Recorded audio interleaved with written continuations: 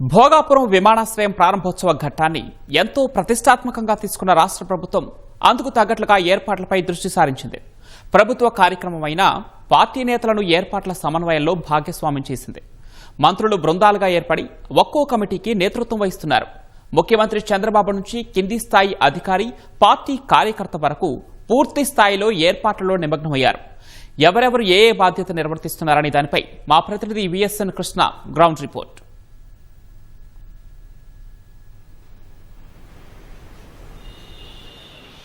పవన్, ఏదైతే ఆగస్టు 1వ తేదీన ప్రధాని నరేంద్ర మోదీ చేతుల మీదుగా భోగాపురం విమానాశ్రయం ప్రారంభోత్సవం జరుగుతుందో దీన్ని రాష్ట్ర ప్రభుత్వం అత్యంత ప్రతిష్టాత్మకంగా తీసుకుంది. దీనికి సంబంధించి ముఖ్యమంత్రి చంద్రబాబు నిరంతరం ప్రతిరోజు కూడా ఆయన వీడియో కాన్ఫరెన్స్ ద్వారా లేదా టెలికాన్ఫరెన్స్ ద్వారా ఈ ఏర్పాట్లకు సంబంధించి సమీక్షిస్తూనే ఉన్నారు. అలాగే దాదాపు అటు మూడు పార్టీల నుంచి కూడా కూటమికి చెందిన మూడు పార్టీల నుంచి కూడా తెలుగుదేశం, జనసేన, బీజేపీ ఈ మూడు పార్టీల నుంచి కూడా దాదాపు 130 మందితో ఒక 10 కమిటీల వరకు ఏర్పాటయ్యాయి. ఇందులో ప్రధానంగా ఈ కోఆర్డినేషన్ కమిటీకి మంత్రి నారా లోకేష్ లీడ్ చేస్తున్నారు. ఈ ఆధ్వర్యంలో మిగిలిన 9 కమిటీలు కూడా పనిచేయనున్నాయి. మొత్తంగా చూస్తే ఒక్కో కమిటీలో 10 మందికి తగ్గకుండా కూడా సభ్యులుగా చేర్చారు.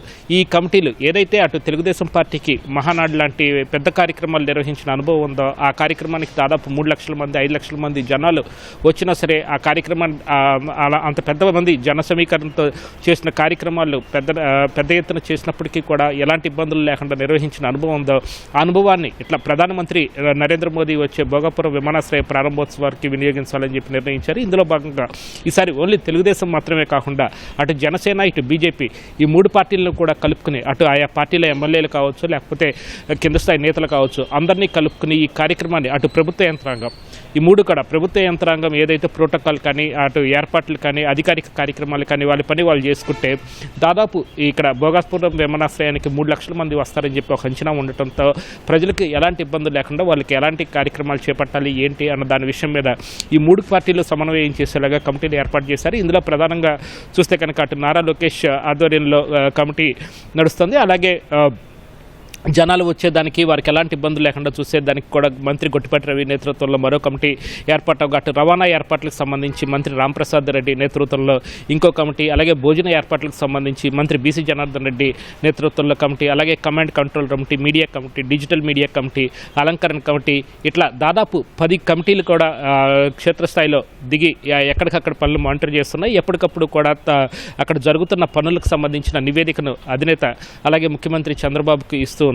ఇందులో ప్రధానంగా కనుక చూస్తే ఏ నియోజకవర్గాల నుంచి ఎంతమంది వస్తారు అన్న దాని మీద కూడా ప్రభుత్వం అంచనా వేస్తుంది. ఇందులో ప్రధానంగా కనుక చూస్తే అటు నెల్లిమర్ల నియోజకవర్గం అలాగే భీమిలి నియోజకవర్గం ఈ 2 నియోజకవర్గాల నుంచే దాదాపు 40,000 మంది వరకు వస్తారని ఒక అంచనా ఉండటంతో అందుకు తగ్గ ఏర్పాట్లు ఆయా నియోజకవర్గ ఎమ్మెల్యేలు ఏదైతే నెల్లిమర్ల నియోజకవర్గానికి చెందిన జనసేన ఎమ్మెల్యే లోకం మాధవి, అలాగే భీమిలి నియోజకవర్గానికి సంబంధించి సీనియర్ నేత మాజీ మంత్రి గంటా శ్రీనివాసరావుకి అప్పచెప్పారు. ఇక్కడి నుంచి దాదాపు ఒక్క నియోజకవర్గం నుంచి కూడా 40,000 మంది వస్తారని చెప్పి అంచనాతో ఇక్కడ ఏర్పాట్లు అవి చేస్తున్నారు. అలాగే మిగిలిన చుట్టుపక్కల నియోజకవర్గాలు అటు గజపతి నగరం లేదా విజయనగరం, హెచ్చర్ల ఈ నియోజకవర్గాల నుంచి కూడా ఒక్క నియోజకవర్గం నుంచి దాదాపు 25,000 మంది వరకు వస్తారని చెప్పి అంచనాతో దానికి తగ్గట్లుగా ఏర్పాటు చేస్తున్నారు. ఏదైతే అక్కడి నుంచి వచ్చే ప్రజలు ఎలాంటి ఇబ్బంది పడకుండా వాహనాల్లో వచ్చి నేరుగా సభా ప్రాంగణం వరకు వెళ్ళి అక్కడ బహిరంగ సభ అయ్యాక మళ్ళీ అదే వాహనం ఎక్కి తిరిగి వారికి చేర్చే వరకు వారికి భోజన ఏర్పాట్లు కానీ రవాణా సౌకర్యం కానీ ఎలాంటి ఇబ్బంది లేకుండా చూసే విధంగా కూడా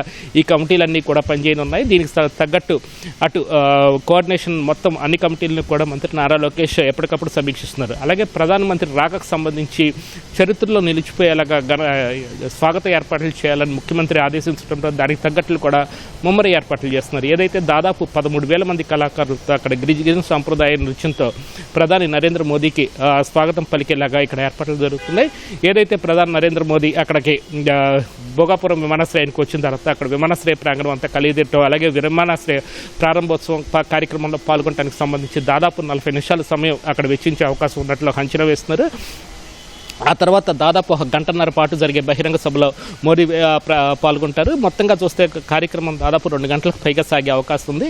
వీటన్నిటికీ సంబంధించి కూడా ఈ కమిటీలు మొత్తం 130 మందితో కూడిన కమిటీలు కూడా ఒకరినొకరు కోఆర్డినేట్ చేసుకుంటూ ఎక్కడ ఎలాంటి లోటు లేకుండా ఈ కార్యక్రమాన్ని ఘన విజయంగా ఒక చరిత్రలో నిలిచిపోయే కార్యక్రమంగా రికార్డు చూపించే విధంగా కూడా ఏర్పాట్లు అనేవి సాగుతున్నాయి. దీనికి సంబంధించి నిరంతరం అటు ముఖ్యమంత్రి చంద్రబాబు కానీ అటు మంత్రి నారా లోకేష్ కానీ క్షేత్రస్థాయిలో మంత్రులు కూడా ఇప్పటికే మంత్రులందరూ కూడా క్షేత్రస్థాయికి వెళ్లి తమ బాధ్యత నిర్వర్తిస్తున్నారు. ఆయా కోఆర్డినేషన్ కమిటీ సభ్యులతో కూడా నిత్యం సమావేశాలు సమీక్షలు నిర్వహిస్తూ ఎప్పటికప్పుడు కూడా అక్కడ జరుగుతున్న కార్యక్రమ ఏర్పాట్లు కూడా అటు ప్రభుత్వానికి కానీ ఇటు అధినేత చంద్రబాబుకి కానీ పంపిస్తూ ఈ కార్యక్రమాన్ని విజయవంతం చేసేందుకు పూర్తి స్థాయిలో నిమగ్నమై ఉన్నారు. ఇది తాజా పరిస్థితి. కెమెరా పర్సన్ గోపితో VSN Krishna, ETV news, Amaravati. Over to studio.